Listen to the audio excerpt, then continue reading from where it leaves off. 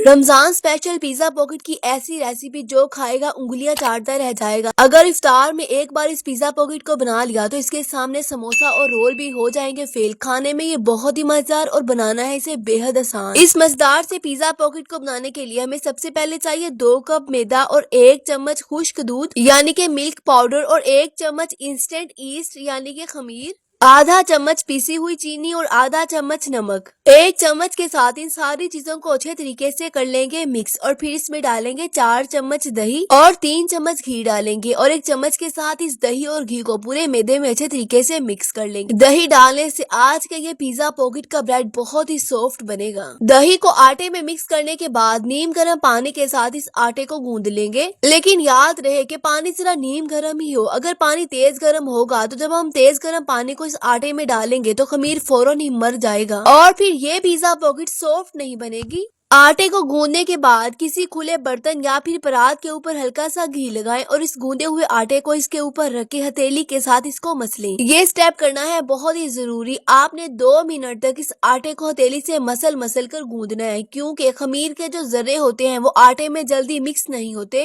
लेकिन हथेली से आटे को मसलने से वो खमीर के जर्रे फौरन ही आटे में मिक्स हो जाते हैं। अगर आपने एक बार ये डो की रेसिपी सीख ली तो आप इस डो के साथ pizza, shawarma, chicken bread, chicken बंस वगैरह बना सकते हैं। 2 मिनट हथेली से मसलने के बाद आटा है बिल्कुल तैयार। अब जिस बर्तन में हमने इस आटे को रखना है उसके नीचे हल्का सा घी जरूर लगाएं और इस आटे के ऊपर हल्का सा घी लगा के इसे ढक के 2 घंटे के लिए रख दें। दूसरी तरफ एक पैन के अंदर 2 चम्मच घी डालें और आधा चम्मच कूटा हुआ अदरक को कुछ सेकंड तक घी में पका लें और फिर इसमें डालेंगे छोटी बोटियों में कटा हुआ मुर्गी का गोश्त और इस गोश्त को 5 मिनट तक पकाएंगे ताकि गोश्त का कलर भी चेंज हो जाए और गोश्त भी पक जाए। और फिर इसमें डालेंगे 3 चम्मच दही, आधा चम्मच लाल मिर्च का पाउडर, हस्बे जरूरत नमक और 3 चुटकी काली मिर्च का पाउडर और थोड़ी सी जाएंगी इसमें वेजीज, बारीक कटी हुई गाजर, शिमला मिर्च और प्याज और आधा चम्मच हल्दी। अगर आप चाहें तो आप इसमें तिक्का मसाला भी डाल सकते हैं, लेकिन मैंने बहुत ही सिंपल से मसाले का इस्तेमाल किया ताकि हर कोई आसानी से इसे बना सके। तो तैयार है हमारी मजेदार सी चिकन की स्टफिंग और अब हम बनाएंगे स्पेशल हॉट सॉस। सबसे पहले आपने कटोरी में 4 चम्मच मेयोनीज और 4 चम्मच ही केचप लेने,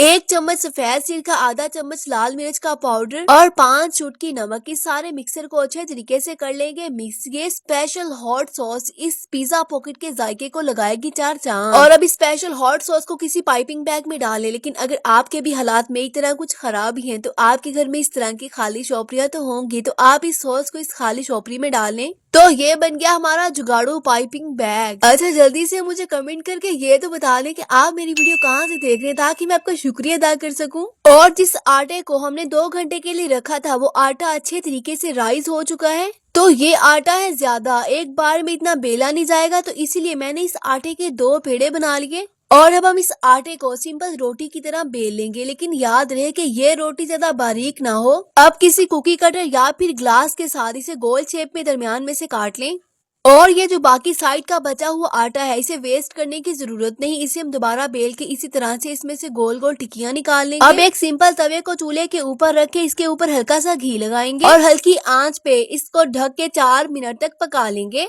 और 4 मिनट के बाद इसके ऊपर हल्का सा घी लगा देंगे। दूसरी तरफ से भी इसे पका लेंगे। याद रहे कि इसको पकाते वक्त आपने चूल्हे की आंच को लो रखना है ताकि ये ब्रेड अंदर तक पक जाए। तो ये देखिए सिर्फ 2 कप मैदे के साथ ढेर सारे ये पॉकेट हो गए हैं तैयार। ठंडा करने के बाद इन पॉकेट्स को दरमियान में से काट लेंगे। अब थोड़ी सी बारीक कटी हुई बंद गोभी के अंदर 2 चम्मच मेयोनीज और 1 चम्मच दही को डाल के मिक्स कर लें, तो ये बन जाएगा इंस्टेंट सलाद। अब यहाँ आपकी मर्जी, अगर आप चाहें तो आप इस सलाद को बना ले, वरना इसको स्किप कर दें। इसके बगैर भी पिज्जा पॉकेट बहुत ही टेस्टी जबरदस्त बनती है। अब एक पिज्जा पॉकेट के दोनों हिस्सों को काट के इसके दोनों हिस्सों के ऊपर हॉट सॉस लगाएं और थोड़ा सा सलाद और चिकन की फिलिंग को लगा दें। मेरी गारंटी है अगर आप एक बार इस पिज्जा पॉकेट को अपनी इफ्तार पार्टी में बनाएंगे तो यकीन मानिए हर कोई आपकी तारीफ के बगैर रह नहीं पाएगा। आप चाहें तो आप इस पिज्जा पॉकेट को बच्चों को लंच बॉक्स में भी दे सकते हैं। बच्चों को ये बहुत पसंद आते हैं। जितने ये देखने में खूबसूरत है, खाने में इसका टेस्ट उतना ही कमाल का है। और इस तरह की मजीद आसान रेसिपीज के लिए मुझे फॉलो कर लें। Thank you.